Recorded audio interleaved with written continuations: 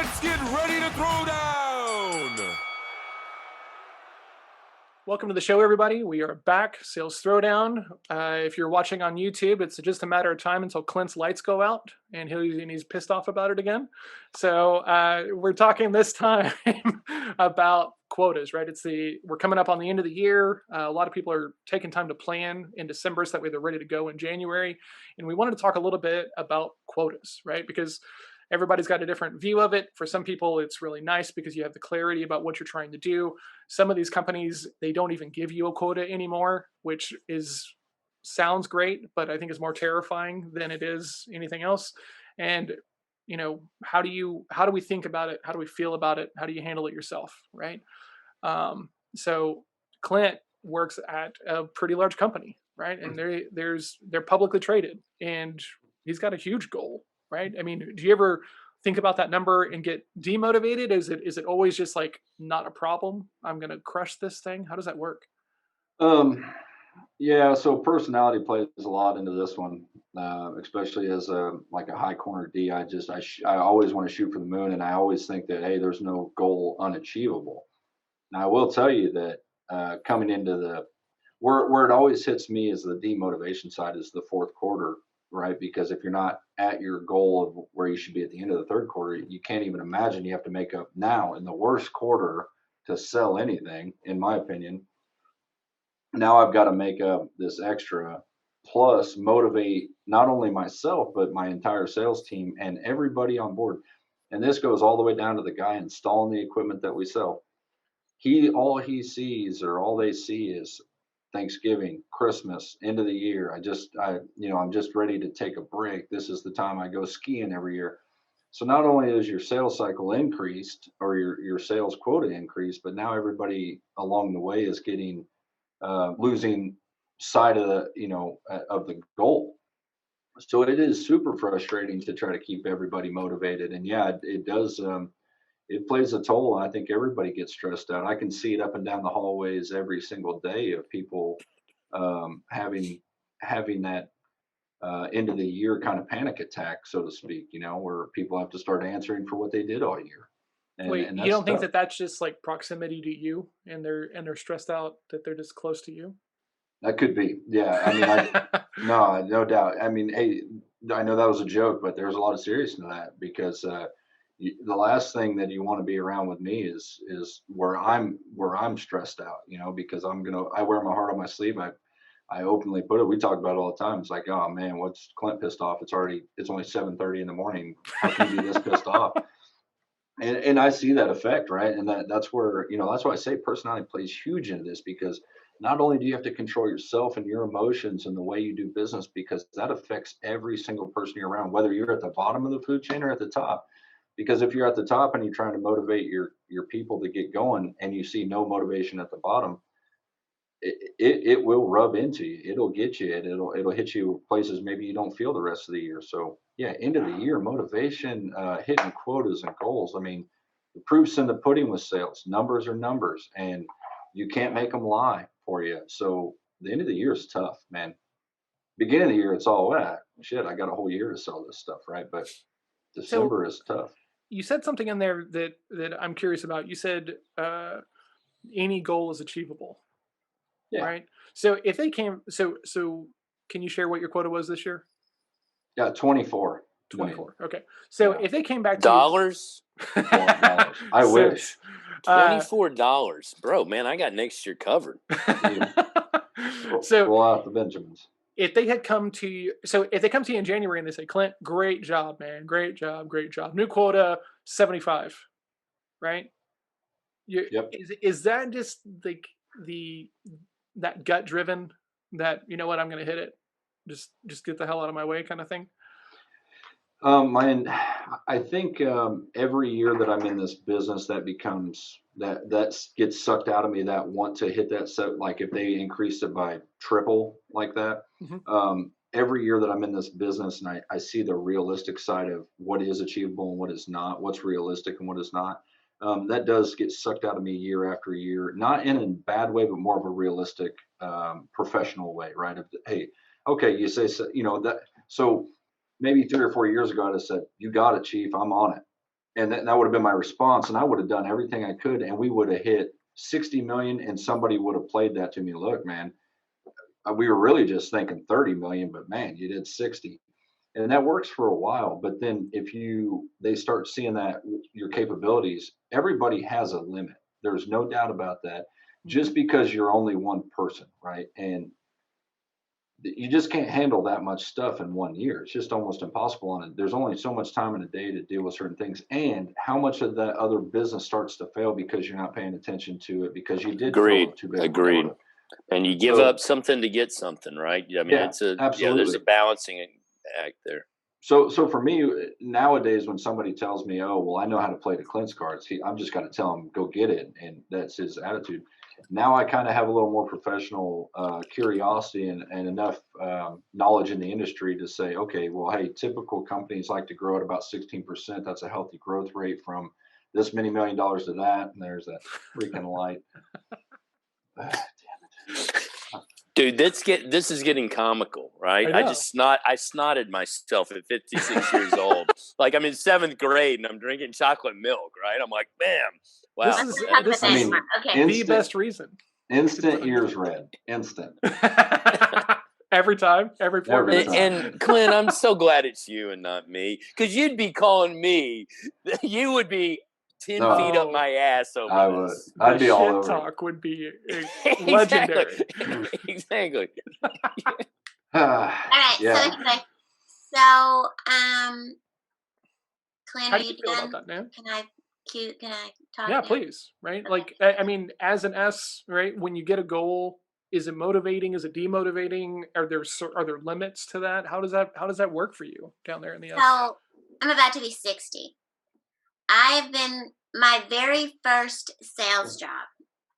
And I've told this story before, but I remember I'm out there, and this was before you could Google Map. I have the little map, and I'm like, Let's go.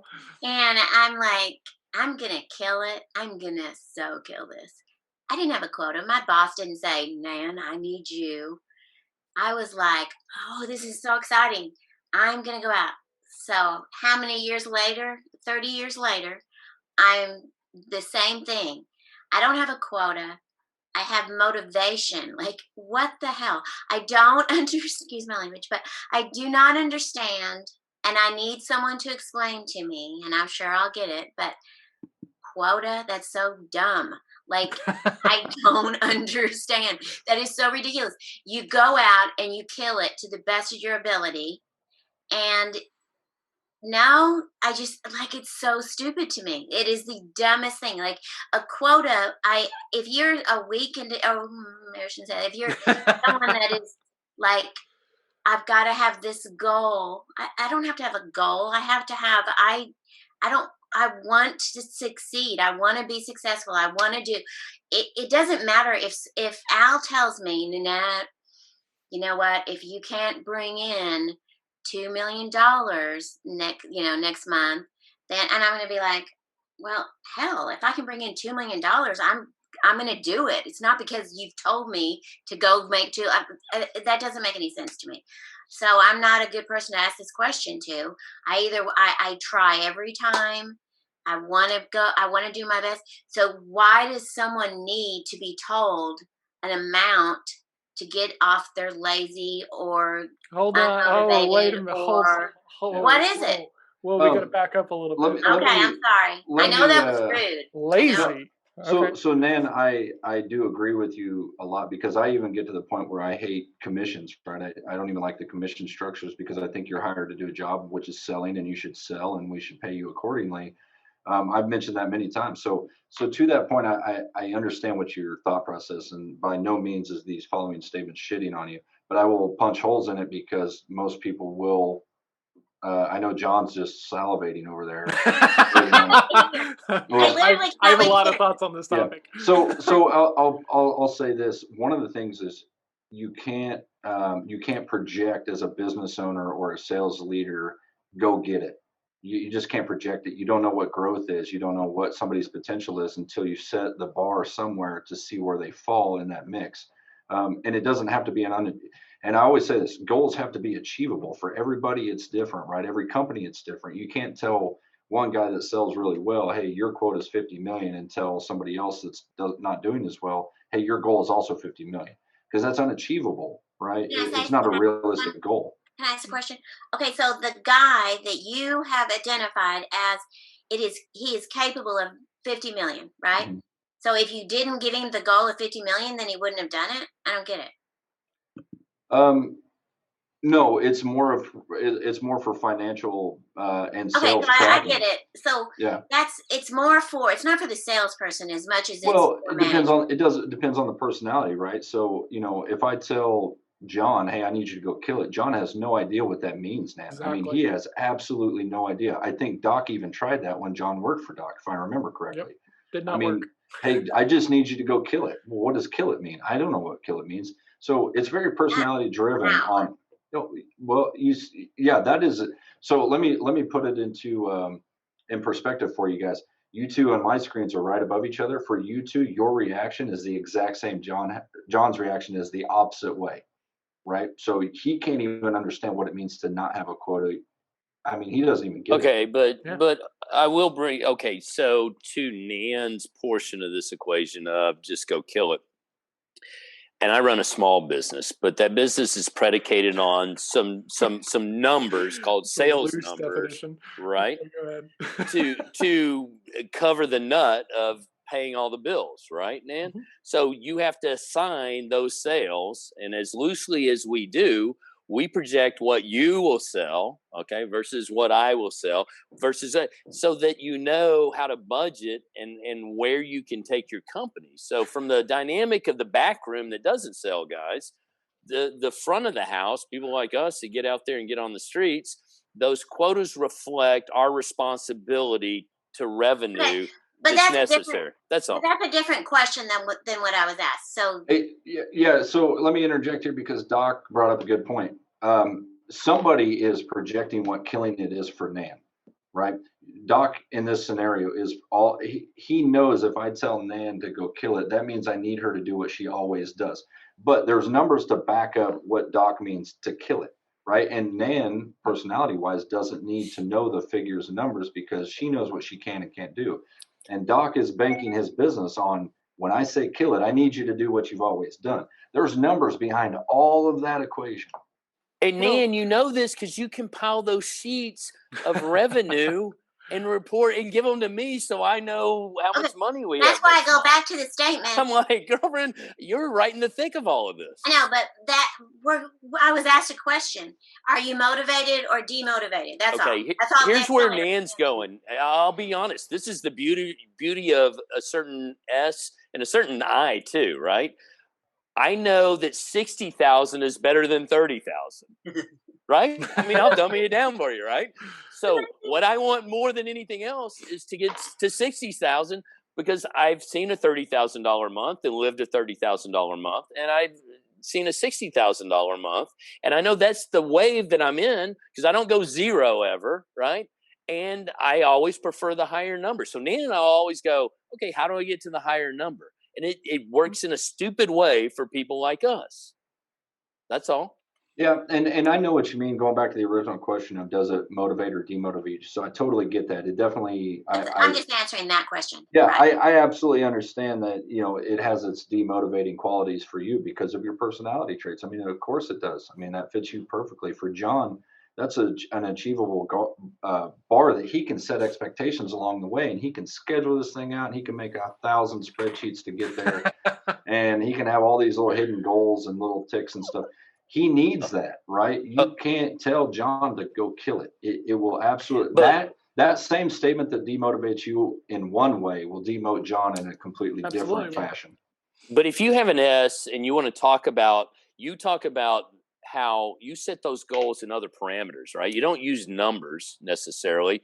You talk it, and in a small business like mine, you talk to the person in the language that they best understand, right? And if it's Nan, how many, can we do 6, face-to-face this week, right? And, what does that turn? So you can turn anything into a KPI. Yep. And a smart manager would. They wouldn't try to fit around, into all that kind of stuff, right? I don't even get the verbiage there, but I get it. You're putting something someplace that doesn't belong.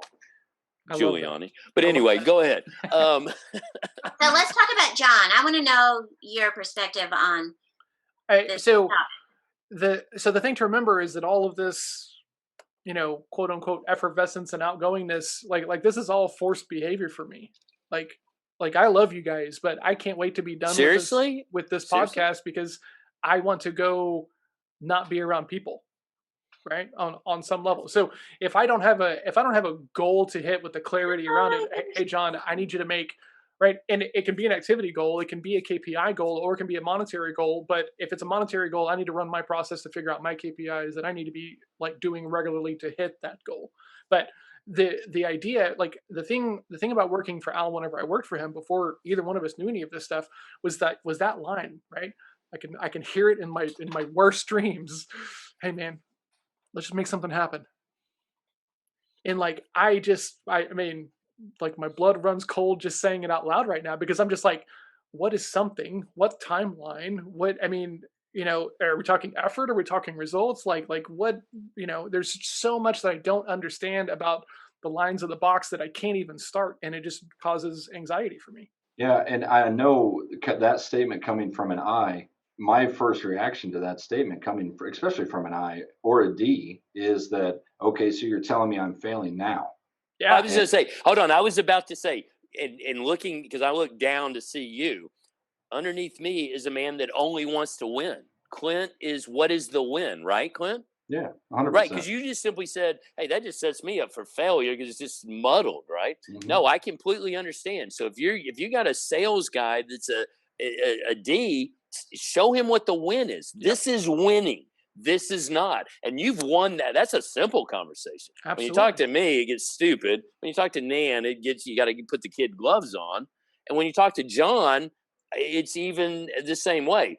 What number means I won, right? Yeah. You got to tell. So to that point, just talking between like the same thing for me and John, right? It's a number, it's a goal, right? We need that achievable bar. There is so much different between me and John in the C to the D personality on how we achieve that goal. It's not even funny. I need you to tell me you needed me to sell $10 million and don't ever talk to me again until December. John needs every day to have a measurable goal on why he's going to hit $10 million. It's completely different. Yeah. I agree, but the statement actually works out that I talk to you about winning and show you the number. I talk to John and show him the number, and he decides how he wins that number. Yeah, 100%. Right? For sure. Right? I mean, literally, that little phrase there is the difference between a D and a C. Yeah, and a smart, if you're, I say a smart salesman will ask that person that says any which way, right? Hey, your quota is $24 million. How do you expect me to get there, right? If you ask that question to a sales leader, I need you to get there however you need to get there, right? That's one answer. I've said that before. Okay, so you're leaving it to me to get to the 24 million. Or I need you to follow these measures. That's what a C leader will tell you to do. And I will just literally say, hey, man, I don't fucking know. I hired you to do this job. No, hold on, wait a second. I don't think you say it like that. No, here's what the I says is, what's my expense budget to get this done? Right? No, I mean, I'm being serious. Yeah. How much entertaining can I do? Exactly. And then when you talk to John, you say, hey, could you plot me a course that would get us to this number, right? Yeah. Or in those terms. And then to Nan, you say, how many people do you have to know and be involved with and be, part of your equation to make this happen for you? And let's talk about weeks and months and times like that. And when you go to Clint, you say, how many throats do you need to slit, right? Because we need 24 million next year. The blood makes sales grow better, right? And Clint's like, I'm on it, man. I'm on the kill. Yeah, right? I will tell you, as a sales leader, I think there's no better personality, honestly, on this podcast or in this spectrum of personalities than the one person that needs to be the leader in this whole deal of being motivated or demotivated when it comes to the end of the year. Quotas is Nan, the S's. I because typically, especially big companies, they're going to want to throw a high corner D in there to get everybody fired up and go get it, and you just do what you got to do. It's already demotivating to talk about end of the year failures or quotas to hit. The last thing anybody needs is to be just that shoved down their throat and forcefully, forcefully fed that information. Whereas Nan's going to be more of a nurturer, right? She's going to nurture her people to get motivated and come as a team to get something done. It's a huge misstep in a lot of leadership. I think people want a certain personality because they're going to cut throats all year long, but that's not always the case. And the older I get and the more I'm in this profession, I see where the S's definitely have their motivational role in situations like this and being motivated and demotivating for the end of the year quotas. One thing that happens, I think a lot is, and this is coming straight out of the Jocko book, right? When you can build the plan with somebody, right, and take their advice and everything, they're going to be way more committed to working that plan that they have a voice in than just the plan that you show up and be like, cool, I need 30 million, go get it, right? Because like if you could show up and be like, hey, like, okay, we did 26 this year, like, what do you think you can do next year, right? Well, I mean, do you think you can do 26 again? Oh, yeah, I can totally do 26 again. Do you think you could do 30? Well, maybe. Okay. Do you think that's a good stretch goal? When you can build that thing collaboratively, right? Then they're going to buy in a lot harder. They're going to be a lot more committed to it because they have a voice in it. And to, I think it was Clint's point, right? How do you want me to do this, right? Do you want 1,000 little bitty clients? Do you want 10 really big clients who, there's pressure to like not lose anybody? Like how do we want to build this? How do we want to get to the goal? And a lot of people that I coach, like who are brand new, like entrepreneurs, right? Like they're just starting their businesses, and they've got these crazy goals that have no attachment to anything else. They just sound really good, right? Like everybody that I talk to is like, well, first goal is to get to 10 grand per month. Okay, why that number? And like there's no real motivation. Round and even, right? Big round, and okay, what happens if you don't hit that in 30 days? Oh well, man, I got to figure something else out. Okay, wait a minute. How long have you been doing all this other stuff? Well, for years, but you're gonna give yourself 30 days to make $10,000. You've never done that before, and you think that is a reasonable expectation? Yeah, it's crazy. Yeah, it always goes back to with quotas and sales goals, and it's always got to be achievable. It's always got to be realistic, because I'll tell you how we do it here is we measure backlog. So when we were planning in October for 2021.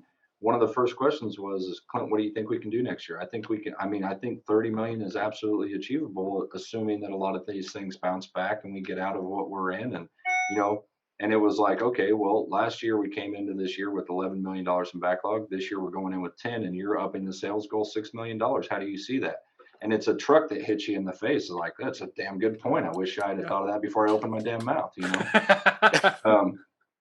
But that's honest, right? And those are great things to all think about. And that's looking at it from a realistic standpoint. Okay, we have data going back 10 years that says if we have this much backlog, we can do this. If we have more backlog, we can do more, because that's realistic.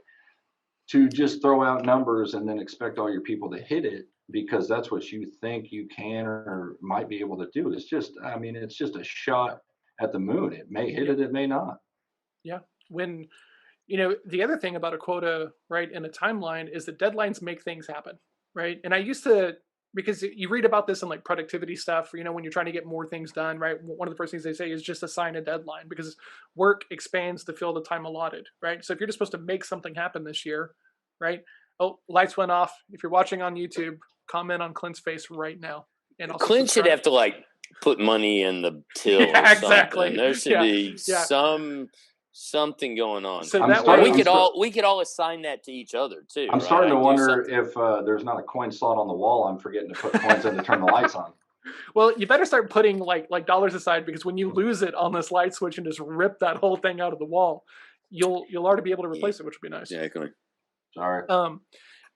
So when deadlines make things happen, right? They just do. I just wrote it down. Love that. When you can say, hey, look, I need you to be here by the end of the year.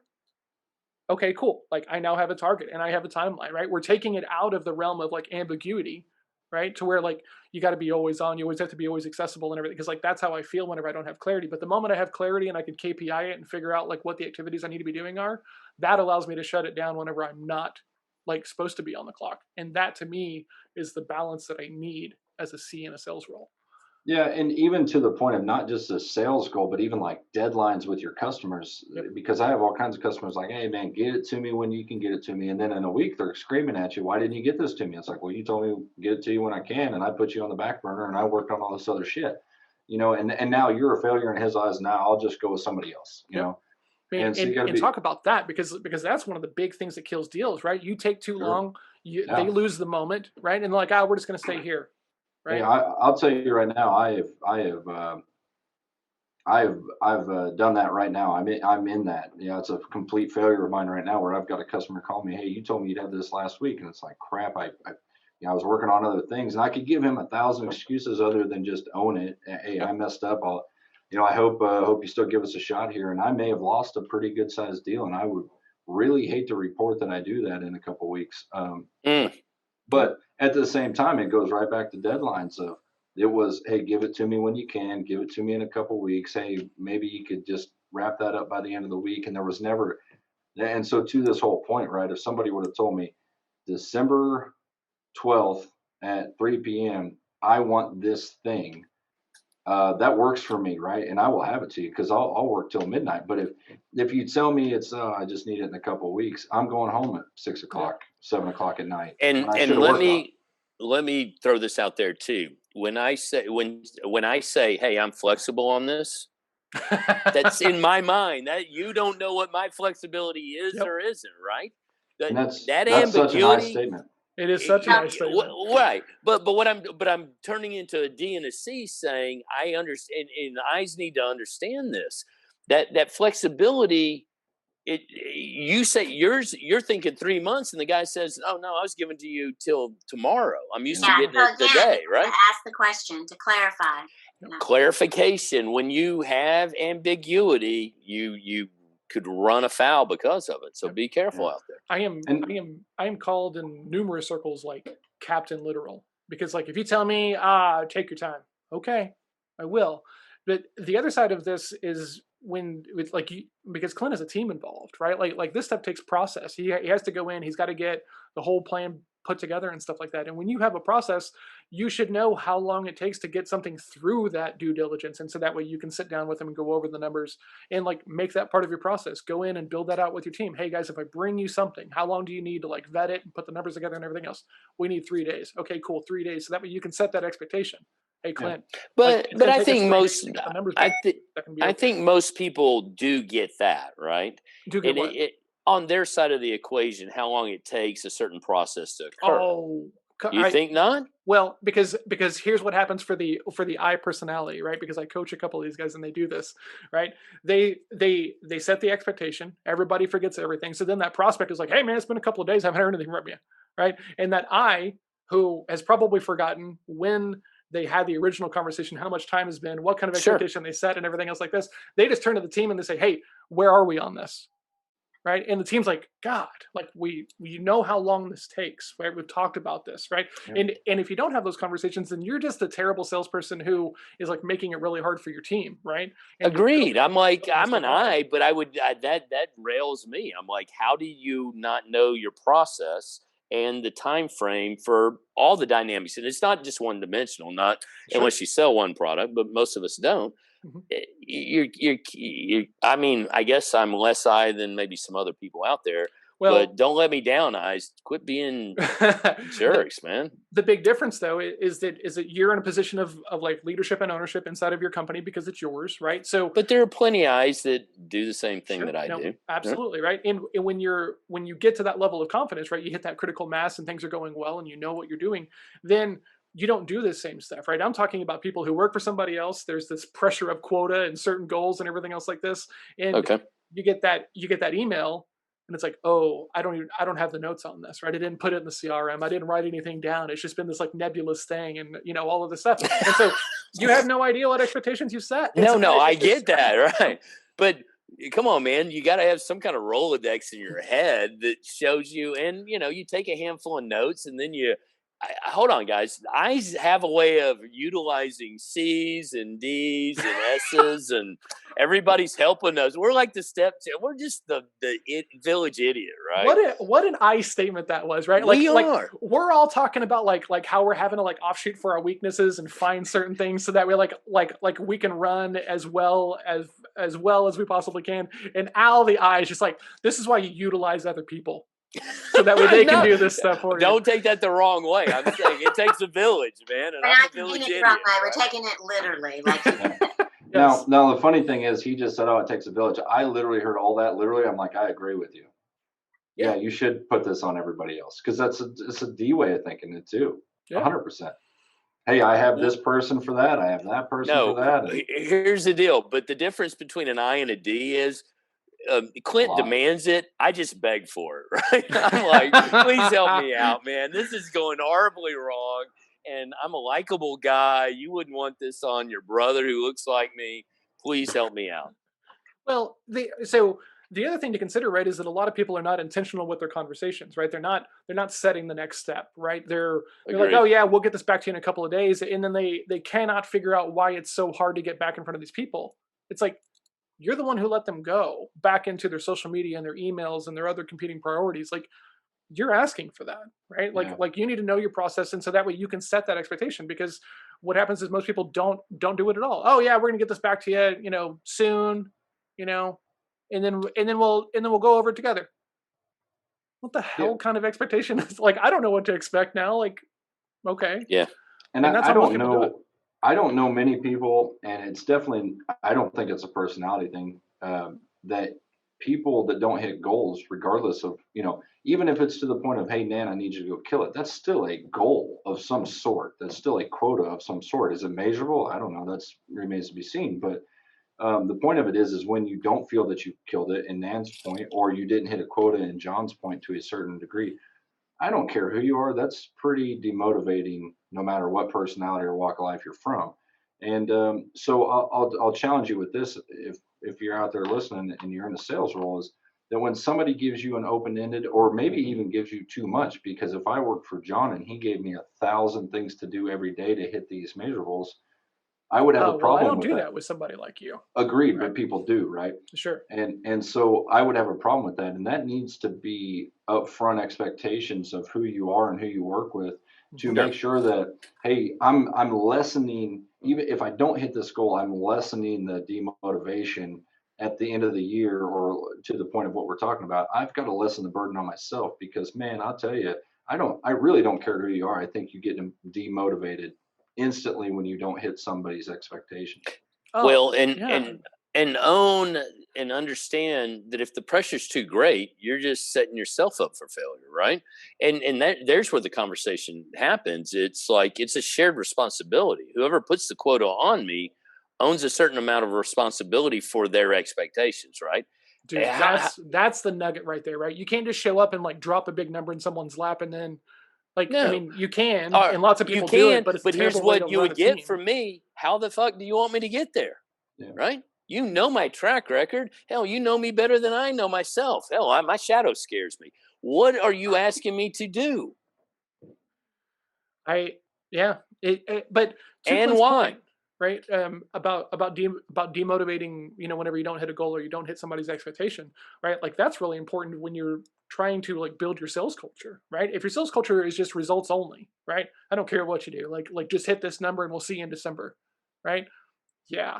But when you can build a culture around like, okay, how do we improve, right? Coaching culture, reflexive culture, like, okay, how do we improve next time? How do we get better in the next conversation? How do we continue to improve?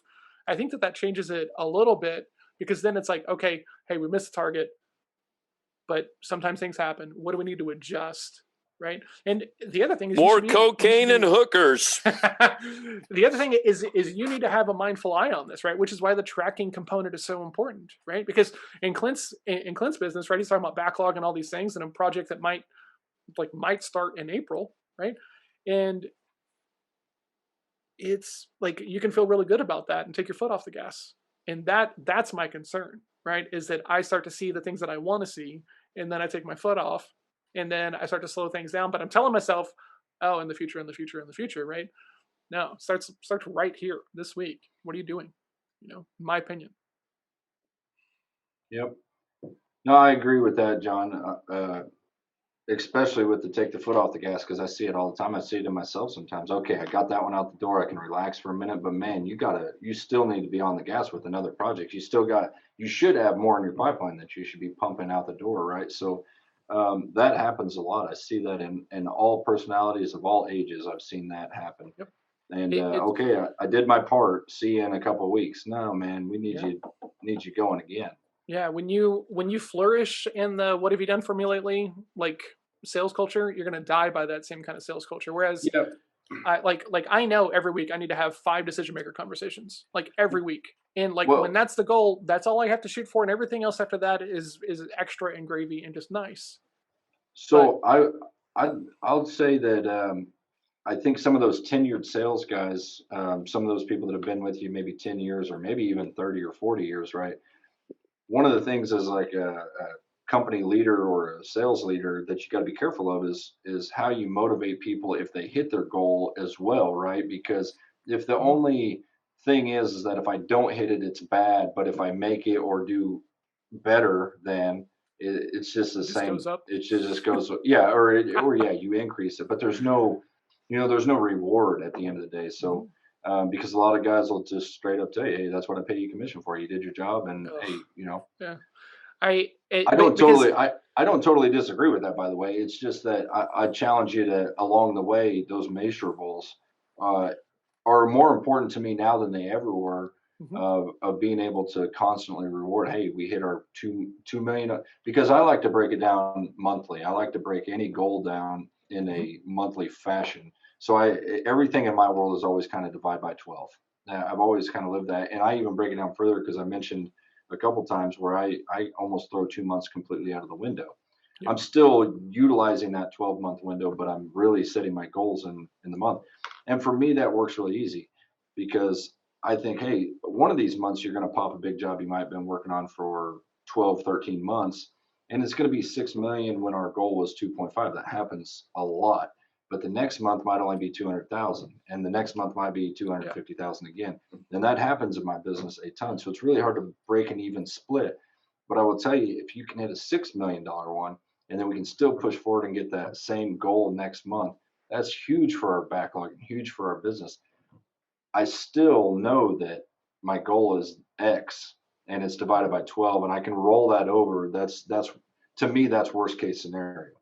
But like I said, just having those measurables along the way, those little KPIs, and they don't have to be to John's 900 spreadsheet world. They don't have to be that. You don't have to live in that world if it doesn't work for you. And maybe they're just monthly check-ins. Maybe it's just, hey, how we do this month. Okay, we hit our goal. Great. Let me take everybody out and let's celebrate the win right now because that's huge that we hit our goal. There has to be something beyond a number that you're trying to shoot for if you're running a agreed. team. Agreed, right? And Well, the way that I think about that is that same guy who's going to say, "Well, that's why I pay you commission." He's also, whenever you don't perform, what, you don't like money, Exactly. because like he's only looking at it from like the things that might be motivating to them, right? And this happens a lot of times whenever you promote your best salesperson, right? Who is money motivated, right? They just want to win, and then they can't understand how to motivate anybody else because they're just not motivated the same ways, Yeah. right? I mean, I see it. so how is it that you just said that your highest money guy is money motivated? That's a bold statement. I'd say most of those guys aren't. They're motivated by the challenge because that's what makes them great, man. They just love to get out there and make it happen. I would And say that those guys needed to be rewarded, and I think that their reward is money. Yep. I believe no, that. no, I get it, but money's a lagging indicator, right? Yeah. Mm, Yes, it is. well, it is a lagging indicator. I don't know if it's a lagging motivator because I think a lot of people come into I just sales said, because they want to sell and make that quick so buck, if I'm right? worried about what's going on, hey, surprise me. What did I sell this month? Oh God, Well, that makes me Hold nervous. on, wait a second. Was I good or bad? Was just hold on. You just tell me. Was I I good or literally bad? spent time earlier today building out a sales tracker spreadsheet for a sales team that I'm working with, and I got done with it, and I was just like, yeah. And so to hear Al be like, you tell me, I don't even know, is the most foreign concept I can wrap my head around. Hold on, guys. I actually have so I go to this trial, right? So I have a patient and they were involved in a motor vehicle accident. And so I go to trial and I'm sitting there and, this is, it's a big kind of case. And my attorney for the plaintiff, who's sort of on our side, and it's an insurance company and their guy, he says, Dr. Daniel, how much are you owed on this case, right? Because they just didn't want to stonewalled. And I'm like, I don't know. I didn't even know that was going to be a question. So we walk out of the courtroom and that attorney looks at me and he goes, you always effing know what you're owed. I didn't know. I mean, we're right there in the court. I mean, I'm like, I didn't know that was going to be one of the questions here. Thank you very much for telling me that. You always answer that question with $1 million at the least. $1 million. I mean, I couldn't even reference what the case was worth. I mean, they said show up at court. I'd done my job. Patient was on his way to being better, and anyway, we were just trying to get bills paid. And so what's funny is Al and I are talking about some marketing and some other programs for some of his projects, and he starts sending me these spreadsheets, and I'm like, wait a minute, and he was like, oh, not me. This is somebody on my team. And I was like, oh, okay, now this makes more sense. You just have them. Okay. John's like, hey, good for having those at your fingertips. Well, no, I get all the emails, right? So I knew where to go find them. I didn't know what the hell was going to even be on there. I was impressed myself when I saw the numbers. I'm like, oh, shit, $2 million? That looks beautiful. Anyway. So we're at time, guys. If you are watching this on YouTube, Clint's light's about to go off any minute. So just like and subscribe so that way we can talk about it in the comments and make fun of them. But let's go around real quick, right? Quotas, are they motivating? Are they demotivating? Is there a better motivating thing that maybe we haven't talked about? Clint, start with you. I think we hit it pretty hard. It's professional, it's personal, and personality puts a huge spin on all this conversation. I will tell you that if you're a leader out there, or even a leader of yourself, because you're always a leader of yourself, you got to know what motivates you and demotivates you, and head off those things as much as possible. And if you're a sales leader of a team, you got to head those demotivating factors off. You got to know your team well enough to head that stuff off.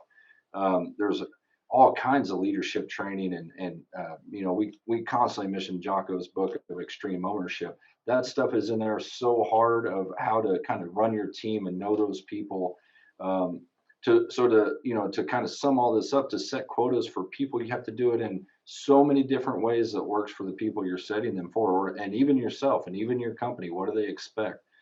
So when you get really down on yourself for not hitting a goal, I think you need to go back to when you set the goal, and was it achievable? Was it realistic? Was it what I even wanted to do? Is it, there's so many factors in it, but I think always looking backwards, lessons learned, and thinking about what how you set the goal. What measurables did you do? Did I need measurables that I didn't set? Do I not need any, and this works for me? You got to know that about yourself. You got to know it about your team. You got to know it about the company you work for. Absolutely, man. Okay, Al. Did I do good? You did great, Nan. Meaning, and I'll expound upon this. Yeah, usually I's live up to other people's expectations, right? We just want to please. And in a certain sense, it's the pat on the back. I mean, the money's a lagging indicator, like I said earlier. If I know that I'm doing well, then I actually want to be the best guy at what I do, right? And that's always rewarded me. So, if you're asking me to think harder on this equation, I guess I can't. So don't ask, right? He's like, all I do is win. It just speaks to me. I don't know what it's like to lose. So I always want to feel good about whatever happened, right? Okay. All right. Awesome. Miss Nan. I just can pretty much say exactly what Al just said. Just do your best. Always strive to be for excellence. I just don't get it. But okay, I'm sorry. I know that's bad. It's okay, Nan. Neither do I. But man, wow, you take it to another level. I love it. Okay. For me as a C, right, you got to have some clarity around the goal, or else it's going to bother you, right? It's just going to eat at you. And the thing is like before you become self-aware, it's going to bother you, and you're not even going to know why, right? And you're not going to know how to handle it. You're not going to know the right questions to ask and stuff. And so what's going to happen is you're going to go try to talk to someone, and it's going to end up being miserable because you're going to continue to not get the right clarity. So that just makes me think it's really important to be on a team with a bunch of different personalities because, Absolutely. I listen to you and I'm like, okay, well, I need you on my team. I can't ever think that way. And you can't ever think my way, maybe. But if we're together, maybe we can figure out how to be extremely successful. Well, Figure out how to be successful and do it. I mean, gosh. there's a reason why you still work with Al and I do not, right? No, but hold on. And it doesn't have anything to do with Al, honestly, right? Like Al is who he is and he owns it, but like you have to find the way that's going to work for you, right? And this is what we've been talking about since day one on here. I would be miserable now in a role like Nan's and a role like Al's and a role like Clint, right? Like I get it. It just would not work out. I could do it. I'd be miserable. I would burn out, and then I would try to go find something else to do. But when you can like build it around your way, around your shortcomings and stuff, like it's like the way that I frame my conversations now, like it's not, hey, can I have 15 minutes? It's like these people are responding to different kinds of things and they're saying, hey, I would like to learn more about this. Okay, great. I would love to see if you're a good fit for the program, right? And the only difference really between those two things is how I'm framing the conversation. What's the expectation here, right?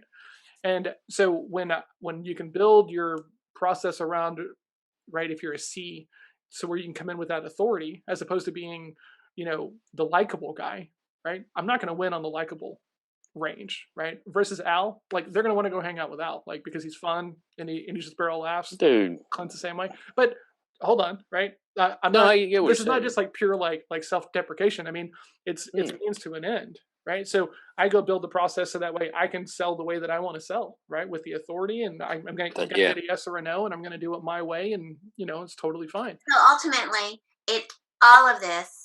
That's what I love about this podcast is ultimately it is know who you are and know who you're talking to. Absolutely. That you're gonna win if you do that. Absolutely. And we will help you do that. Yeah, that's it right there. That was awesome. Guys, if you are listening to this and somebody else who might be struggling, or you might be struggling, and because you haven't taken that first step to really understand who you are, how you communicate, what you need in a sales conversation to feel comfortable, reach out to us, send us a text, 817-345-6779. We can get you hooked up with one of these assessments. And here's the thing.